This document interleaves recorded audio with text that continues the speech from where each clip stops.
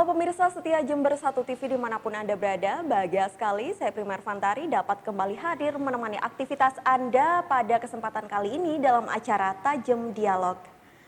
Pemirsa, berbagai persoalan pada perempuan dan anak masih kerap terjadi di Kabupaten Jember, seperti kasus kekerasan seksual yang terjadi pada perempuan dan anak, tingginya angka stunting dan lain sebagainya.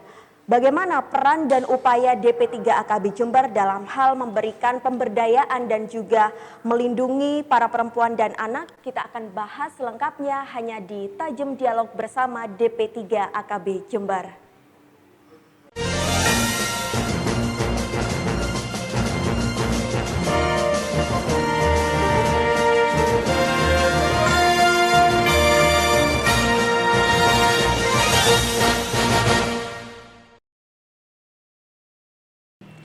Pemirsa, kali ini saya sudah bersama dengan para narasumber yang sangat luar biasa, tak tanggung-tanggung telah hadir 5 narasumber yang nantinya akan memberikan penjelasan kepada kita semua terkait upaya pemberdayaan dan juga perlindungan terhadap para perempuan dan anak. Yang pertama adalah Bapak Dr. Andes Supri Handoko MM sebagai PLT Kepala DP3AKB Jember. Assalamualaikum Pak Supri, bagaimana kabarnya? Ya, waalaikumsalam warahmatullahi wabarakatuh. Senang bisa bertemu dengan Bapak kembali nih. Masih sehat ya Pak ya? Masih semangat ya Pak? Alhamdulillah. Alhamdulillah.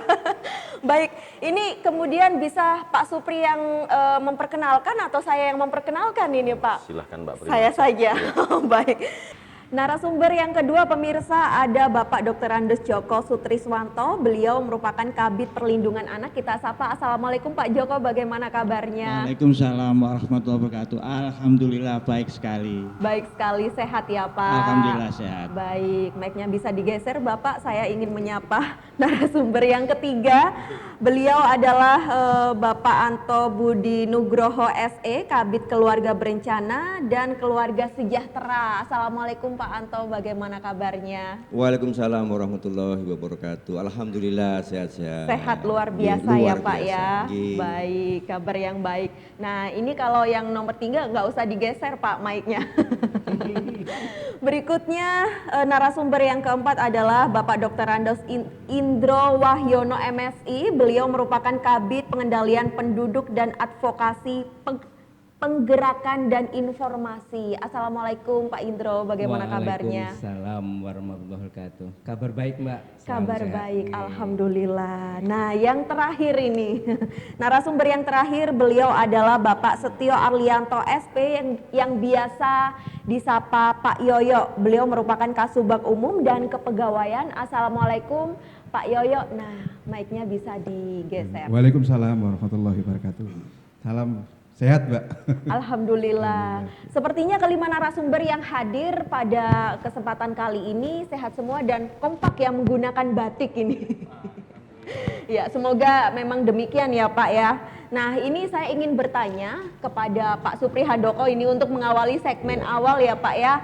Ini sebelum kita membahas terkait berbagai macam persoalan yang ada di Kabupaten Jember, terutama kepada para perempuan dan anak, ini bisa dijelaskan kepada Pak Supri apa sih Pak tugas dan fungsi serta kewenangan dari DP3AKB Jember Pak? Iya, baik. Terima kasih Mbak Prima. Ya. DP3AKB Jember itu kalau kita lihat dari nama dinasnya memang cukup panjang.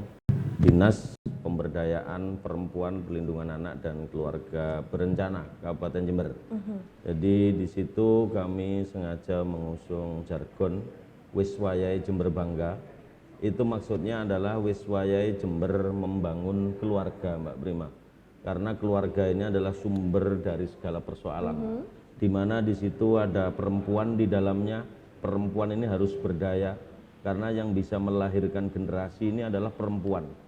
Namanya anak. Anak-anak ini harus betul-betul terlindungi sehingga menjadi anak yang baik, anak yang potensial seperti contohnya seperti Mbak Prima pada hari ini kan luar biasa. Ini anak bangsa yang luar biasa sekali. Kemudian keluarga berencana ini adalah bagaimana setiap keluarga itu betul-betul memiliki planning tentang masa depannya. Jadi kapan dia menikah, kapan dia merencanakan kehidupan berkeluarga, bagaimana setelah hamil, bagaimana setelah melahirkan dan seterusnya, usia berapa idealnya menikah dan lain sebagainya. Nanti akan diuraikan oleh para kabit-kabit kami yang kami sudah siapkan di sini. Tapi boleh nanti kalau Mbak Prima kurang puas atas penjelasan dari kabit-kabit, kembalikan ke saya lagi nanti, karena kebetulan saya dijadikan komandannya di sini. Komandan, betul Iya, sekali seperti Pak itu. Supri. Iya. Iya. Kemudian tadi Pak Supri juga sempat membahas mengenai menjadikan perempuan yang berdaya. Ini perempuan Iya. yang seperti apa Pak ini? Harapan kita begini Mbak Prima, perempuan di Kabupaten Jember ini kan nasibnya masih belum semuanya beruntung, belum semuanya baik. Contohnya saja kami punya data bahwa per Januari 2021 itu ada 159.671 perempuan kepala keluarga. Ini harus menjadi perhatian serius dari semua pihak. Jadi kepala keluarga dengan suami saja belum tentu bahagia dan bisa melindungi anak dengan baik, apalagi kalau hanya seorang perempuan jadi kepala keluarga harus bertanggung jawab semuanya. Ini tentunya harus kita urus secara serius. Nah, teman-teman sudah kami tugaskan untuk ke lapangan bagaimana menangkap aspirasi para perempuan di Kabupaten Jember. Dia suka apa, dia berminat, punya keterampilan apa yang kira-kira mendatangkan rezeki untuk menambah pendapatan dan penghasilan dengan tanpa meninggalkan anak-anak, agar anak-anak tetap terlindungi. Jadi kita sudah bekerja sama dengan pihak pengusaha kosmetik. Nanti bagaimana agar perempuan itu mungkin menjadi perias atau mungkin menjadi buka salon dan lain sebagainya. Ini sudah banyak yang berhasil menjadi perias pengantin, Mbak Prima. Ini luar biasa ya, Mbak Prima. Mudah-mudahan nanti Mbak Prima kalau udah ini jadian ketemu dengan yang udah kita berdayakan kan, seperti itu. Amin. Berarti dari DP3 AKB Jember tidak hanya melindungi saja ya Pak ya, tapi juga turut memberikan wadah dan juga keterampilan yang lain agar perempuan juga semakin produktif dalam hal sehari-hari. Baik. Nah, kemudian untuk permasalahan itu tadi Pak, perempuan bahwa sebanyak tadi yang sudah dijelaskan oleh Pak Supri itu mayoritas mereka juga menjadi kepala keluarga. Nah, itu apa faktor penyebab yang menjadikan perempuan seperti itu begitu Pak? Ini tentunya perempuan menjadi kepala keluarga ini tidak serta-merta dia punya niat ya. Tentunya ada sebab yang harus kita ketahui bersama. Mungkin juga para laki-laki, para pria ini harus menunjukkan tanggung jawab yang sungguh-sungguh ya. Betul. Yang serius bagaimana membangun keluarga. Keluarga itu adalah unit terkecil dalam masyarakat yang terdiri dari suami istri. Dari suami istri saja seharusnya ini sudah betul-betul komitmennya dibangun. Dan mungkin untuk sekarang membangun keluarga ini bisa diawali dengan perjanjian tertulis di atas materai barangkali, agar tidak semudah itu meninggalkan. Saya yakin banyak perempuan yang terpaksa menjadi kepala keluarga itu karena ditinggalkan oleh suami dengan berbagai latar belakang alasan yang kita problematik juga. Jadi tidak semua fair membuka misalnya kemudian melaporkan permasalahannya, tidak seperti itu.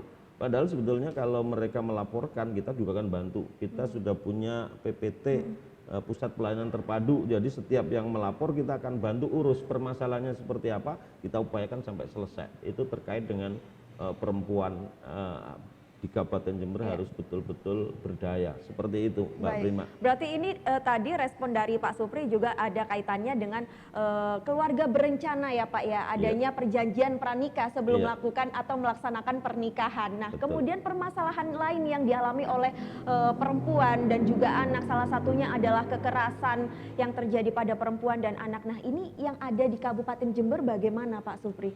Kekerasan yang terjadi pada perempuan dan anak ini baik kekerasan secara fisik, secara psikis, bahkan kekerasan seksual dan lain sebagainya itu sudah mulai bermunculan Mbak Prima. Jadi mereka sudah ada beberapa yang berani melapor kepada lembaga kami dan kami memfasilitasi untuk mendampingi sampai betul-betul dia mendapatkan solusi. Bagaimana agar solusinya kekerasan terhadap perempuan itu bisa terselesaikan dengan baik. Ini beberapa data kita sudah lakukan itu. Kemudian juga kekerasan terhadap anak, misalnya anak-anak tiba-tiba ada peringatan dari sekolah, kemudian diberhentikan, tidak boleh masuk sekolah dan lain sebagainya. Itu kasus demi kasus sudah mulai bermunculan. Mudah-mudahan nanti ke depan semakin banyak lagi masyarakat yang mencari solusi dalam rangka perlindungan perempuan dan anak ini. Baik. Karena anak ini adalah masa depan bangsa, Betul Mbak sekali, Prima. Pak. Anak menjadi baik, masa depan bangsa ini akan menjadi lebih baik. Harapan Waduh. kita seperti itu. Ya, sangat luar biasa sekali apa yang kita obrolkan dengan Pak Supri. Nah, ini pertanyaan selanjutnya saya ingin bertanya kepada Pak Joko ini, Monggo, Pak. silakan. Saya mohon izin ya, Pak, ya, Monggo, untuk silakan. melangkah ke narasumber berikutnya, yaitu Pak Joko sebagai Kabid Perlindungan Anak. Tadi sudah membahas sedikit mengenai tindakan kekerasan yang terjadi pada anak dan juga perempuan ya, Pak Joko. Ini apa sih, Pak, yang menjadi faktor penyebab tindakan kekerasan tersebut, Pak Joko? Dari korban kekerasan pada anak Iya. itu lebih banyak didominasi oleh faktor kekerasan seksual. Kekerasan seksual. Kemudian yang korban kekerasan pada perempuan lebih banyak didominasi oleh faktor kekerasan fisik. Jadi itu bedanya. Kekerasan pada anak itu lebih dipicu dari penggunaan media massa yang salah kaprah, yang tidak pada tentunya. Jadi rata-rata korban kekerasan pada anak itu kenal, kemudian ada tindak lanjut, ketemuan di mana, rata-rata melalui Facebook, melalui WA, itu yang tertinggi. Jadi mohon kepada kita semua selaku orang tua, selaku orang dewasa untuk dapat mengontrol penggunaan HP terutama pada anak-anak kita gitu. Sedangkan di korban kekerasan pada perempuan ini lebih banyak kepada faktor ekonomi.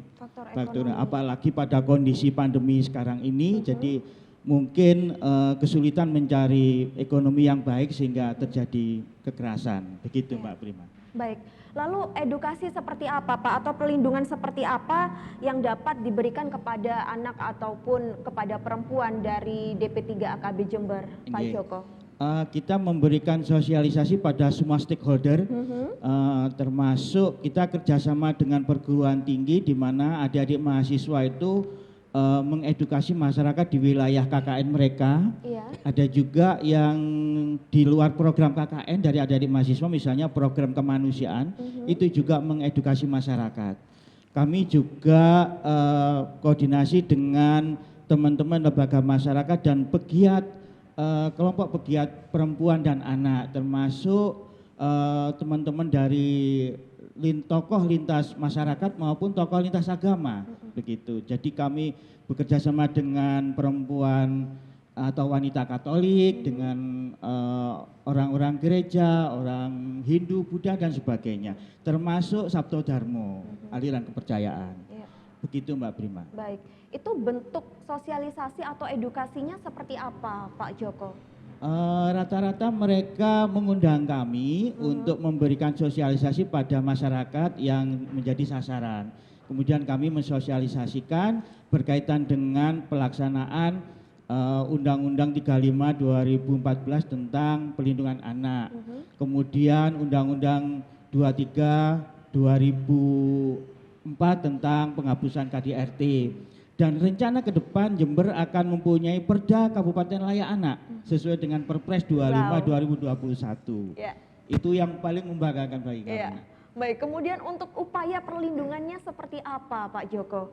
Selain tadi memberikan edukasi dan juga sosialisasi kepada para perempuan dan anak yang ada di Kabupaten Jember, upaya perlindungannya seperti apa? Ya, upayanya antara lain kami memberikan perlindungan kepada korban melalui yang disebut oleh Bapak PLT Kepala Dinas tadi adalah di PPT yang sekarang sudah menjadi UPTD. Sudah menjadi UPTD, itu kami memberikan perlindungan, kami memberikan pendampingan sampai dengan di mana kami bisa memberikan pendampingan. Misalnya ada korban pencabulan, kami akan mendampingi sampai dengan di Polres, sampai dengan di Rumah Sakit Subandi, dan semua itu biayanya gratis, tidak ada biaya sama sekali. Berarti turut mengawal ya, Turut Pak, ya, hingga mengawal, permasalahan mendampingi itu sampai juga akhir. Begitu selesai. dengan proses di depan hukum kami juga akan mendampingi. Baik. Termasuk ketika ada perceraian atau penggugatan di pengadilan agama. Iya. Begitu, Pak. Baik, Saya kembali bertanya kepada Pak Supri Handoko, mohon izin ya Pak Joko. Boleh. Nah, melihat kondisi demikian Pak yang ada di Kabupaten Jember terkait kekerasan dan juga lain sebagainya, faktor penyebabnya juga tadi sedikit sudah diberikan pemahaman dari Pak Joko. Nah, kalau dari Pak Supri Handoko menanggapi hal tersebut bagaimana Pak? Ya, ini kita menanggapi memang betul-betul serius Mbak Prima. Jadi ini betul-betul persoalan yang selama ini seperti api dalam sekam ya. Wow. Oh, walaupun bara tapi tidak nampak. Ini serius banget lah. Ini sudah ada tanda-tanda bahwa masyarakat mulai terbuka, berani menyampaikan, berani melaporkan, kemudian kita berikan solusi pendampingan sampai pada pendampingan hukum. Kita punya satu ruangan untuk shelter bagaimana memprotek agar dia aman dari ancaman dari manapun, misalnya ada klien, ada pelapor yang harus kita lindungi betul, kita protek betul. Jadi betul-betul selamat. Contoh misalnya ya kasus perebutan anak. Wah, ini mengerikan Ini kerap sekali sekali kan. terjadi, Pak, Wah, masih, ya Pak. pernah terjadi. Wow, ini gimana, Pak, ceritanya? Suami yang kurang tanggung jawab, betul-betul menyiksa istrinya, kemudian anak ini maunya dikuasai laki-laki, kan nggak boleh. Ini Pak Joko ini ahlinya. Jadi kalau Ahli anak apa itu, Pak? di bawah 18 tahun itu menjadi tanggung jawab istri. Jadi nggak boleh serta-merta suami mengambil alih begitu saja. Kecuali nanti setelah lepas 18 tahun baru boleh anak itu dikasih pilihan seperti itu. Kira-kira begitu Mbak Prima. Dan ini persoalan serius ini tidak kita kerjakan sendiri. Kita nggak bisa kerja sendirian Mbak Prima. Kita selalu melibatkan seperti yang disampaikan oleh Pak Kabid tadi. Pak Kabid PA tadi menyampaikan bahwa kita kerjasama dengan semua lintas sektor. Hari ini kita sedang bekerja sama dengan kelompok perempuan. Ini di satu tempat kita 3 hari berturut-turut. Ini antusiasme masyarakat itu yang kami harapkan. Dan ini tanda-tanda bahwa ke Jember ke depan ini akan menjadi baik. Bagaimana Jember bangkit seperti yang diharapkan oleh Bapak Bupati kita, itu mudah-mudahan melalui DP3AKB akan segera terbukti dengan secepatnya. Seperti Amin, itu Mbak luar Prima. biasa sekali. Baik, Pak Supri tadi juga sudah dijelaskan bagaimana upaya perlindungan yang akan diberikan kepada para perempuan dan juga anak. Namun ini semua tidak akan ada penyelesaian ketika kita juga tidak memberikan pemahaman kepada para lelaki seperti itu ya Pak ya. Nah, ini bagaimana Pak terkait hal tersebut? Kita jawab setelah jeda pariwara berikut. Dan pemirsa tetaplah bersama kami di Tajam Dialog.